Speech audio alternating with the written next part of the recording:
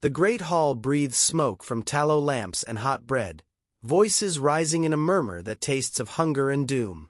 A parchment rests on a carved lectern, edges torn where fingers hurried to read the numbers aloud. The royal seal glints in the torchlight while the men who govern the realm lean in with silence that weighs like a heavy cloak. A sudden toothache gnaws at the prince as if a blacksmith has taken hammer to his jaw. He shifts in his seat, feels the rough weave of wool against skin, the bite of cold stone through his shoes, the damp chill that crawls up from the floor where the heat should have been. The levy is announced, numbers that promise bread for soldiers and plow for fields, but also a fever of taxes that will press on every peasant and tradesman beyond the gate. The hall fills with a murmur that becomes a rough wave of worry, a fear that this bounty will just be another chain laid on necks too thin for bearing. On the dais sits the king, stern as a siege engine, accepting the vows of fidelity with a purse that gleams too bright to be trusted. In the crowd a mother clasps her child tighter, the child coughs, and the bread crust in the back of the room weighs heavy and sour with fear. The moment closes with the prince feeling the weight of a crown already too heavy for his young shoulders, and the path ahead seems to run through fire and flame before it will ever yield bread. The next morning the city wakes to the dull ache of hunger. The granaries are low and the market stalls groan under damp cloth and weary hands.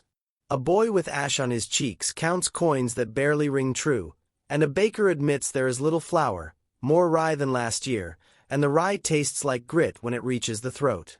Richard moves among the stalls, the season turning, the air sharp with cold rain that comes and goes with the will of the weather. He tastes the bread that is not enough and the bitter tang of watered beer that passes for ale, and wonders how a realm can survive on such small mercies. The crowd jostles, the lords of the keep demand progress on the levy, the miller curses a slow harvest, and a sick boy leans on a post with eyes that have seen too much for his age. In his mouth is the sting of sour wine, in his ears the clink of coin and the cries of mothers. He feels the pull of the siege in the distance, and the sense that every mouth that does not feed itself is a debt owed to a throne that eats more than it gives. The chain of cause and effect binds him like a leash, and there is no easy exit from this hunger that gnaws at the spine as the day folds into another long line of thrift and fear. The palace corridors smell of urine and resin, and the floorboards creak with the strain of a world that would rather run. Lice crawl in the seams of tunics. Threads pull with the weight of small misery. A chamber pot squeaks in a corner, and the open sewer coughs out a sigh of rot just beyond the stairs. Richard moves through the stables where horses sweat and the leather straps bite his skin when he hurries past. A medic knocks at doors with leeches and poultices, eyes wary of the fever that steals breath and the will to resist. He is asked to sign away a portion of his own living to fund the next march. A draft that asks for blood and bone, and a promise that will cost more than it yields. The church speaks in a voice that is loud and sure, the monks chant prayers to saints as the counts tally their dues, and the manorial courts remind the prince that to rule is to own obligation as surely as the crown. The pipes of the palace groan and the heart groans with it, for in this world power is a constant hunger that cannot be appeased by ceremony or ceremony alone.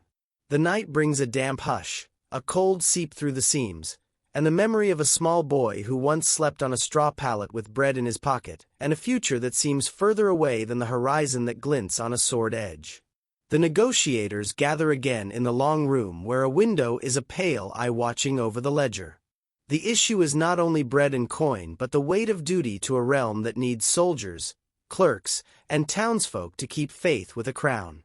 Richard feels the old ache in his jaw and the new ache in his wrists as he signs a charter that binds the land to a campaign in distant lands, a war that will demand more tax, more men, more fear. The church argues with a manner, superstition with reason, as the scribes tally tithes and tolls and the guard rings the door with iron. The guilds murmur about the price of metal, the tool makers complain that their hammer cannot shape a blade where there is no iron to forge, and the women of the realm move in and out of corridors with quiet fear that their voice is counted only in the court that forgets to listen. Richard tries to hold his own will, but the hands that reach for his sleeve, for the purse, and for the sword are many and strong, and each one promises him glory that will hurt more than the last. He walks from the room with a sense that the world is a ledger that will never balance, and that every line in the scroll demands another price paid in blood and sorrow. A cold wind rattles the windows, and the rain arrives like a swarm of arrows. The march toward the Holy Land is delayed by flooded tracks, broken wheels, and the fear of a road that vanishes under black water. The soldiers carve a path through mud, their boots sticking to the clay as bells ring the hours of prayer and the notes of prime call them onward. The order comes to press on, but the wind keeps pushing back, the rain keeps washing away the color from faces, and the hunger gnaws still, even when meat is promised on the other side of a distant river. He tastes metal in the water and the iron tang of old blood, and the teeth make a dull drum inside his skull when the head aches from cold. The world becomes a map of camps and posts that seem to vanish in the fog, a page of prayers that are said to saints who seem far away, a chorus of bells that chase the morning and the night in equal measure. The cold gnaws at his bones and the fear gnaws at his sleep, for a road to glory is a road that only a fool would walk without a plan and a prayer.